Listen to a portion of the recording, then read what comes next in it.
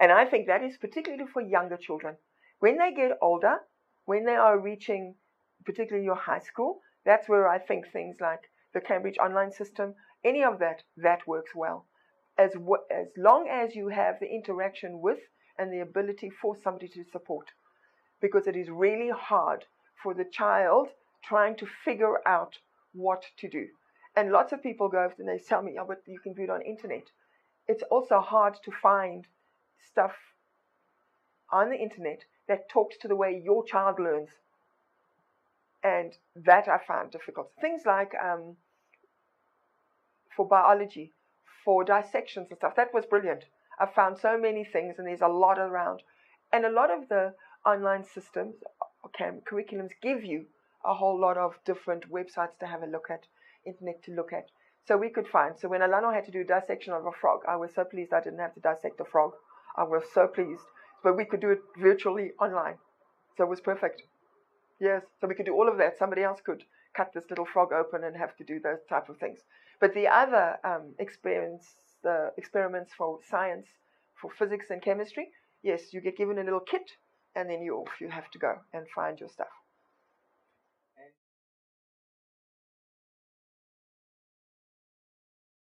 Discipline or brain-friendly learning for children. And our schools are not brain-friendly at all. And I wasn't going to put my child through that. The worst thing I've ever experienced with Alano, and that was my decision to never send him back to another school again when he was younger. So when he left Montessori, he had to fix his shortcomings. And I took him to a remedial teacher. And she was phenomenal, absolutely phenomenal. She was at Japari. She's now passed on, but she was a phenomenal woman. But she had to help him to read again. And she had lots of the holes. And she said to him the one time, I was sitting in the lounge, and he was sitting in the study, working with her. And she said to him, Alano, just write me a sentence. Just write me one sentence. And he said to her, I can't. And she said to him, why not? He said, because I don't know how to spell the words. He was 7. She said, it doesn't matter about how you spell the words. Just write me a sentence about anything. And I heard nothing. And I heard her say, Alano, stop doing that and write me a sentence. I walked around. Alano was sitting on the chair, under the chair like this. He had a hoodie on, it was pulled out over his head, and he wanted to disappear under this table. My heart, you know how, it took all of my willpower not to go into that room. And I thought, let me leave this alone.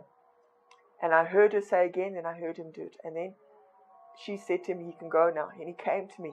He was absolutely destroyed. And I walked into her, and she said to me, look what he has written.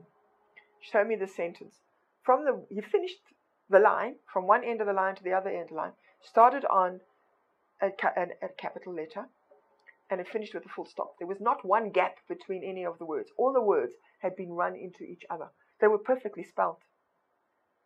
And she said to me, look at this. And I said to her, you and I will chat when I get home, after I get home. Sat in the car, put him in the car, and I said to him, it broke my heart about that. And I said to him, why was it so difficult to write that? And he said to me, because he couldn't spell it. I said, but you spelled it beautifully. I said, I saw. He said to me, because somebody would have to read it, Mom. And I said to him, why could somebody not read that? I said, it was beautiful. He said to me, because I'm useless. And that was from the school beforehand. And I said to him, why? I said to him, you are not useless. Why do you think that?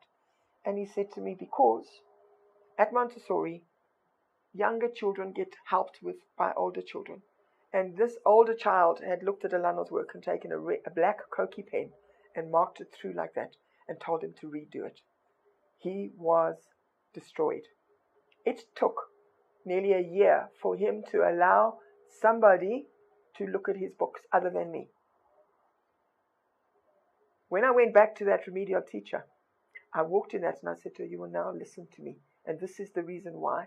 And you will never again force him to do something that he's not ready. But I will admit, that lady took what I said.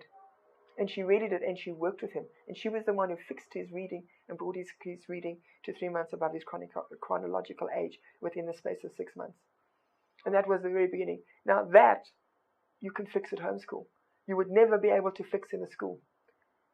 Pauline actually told me back then, she said to me, she would consider a year to 2 years to fix that reading age would be normal in school. But because it was a very concerted effort, and I would read with him every day, and we would share read, and we would do whatever's needed. So yes, I think if you're going to take on homeschooling for your child, you need to know that you are the educator in every single way.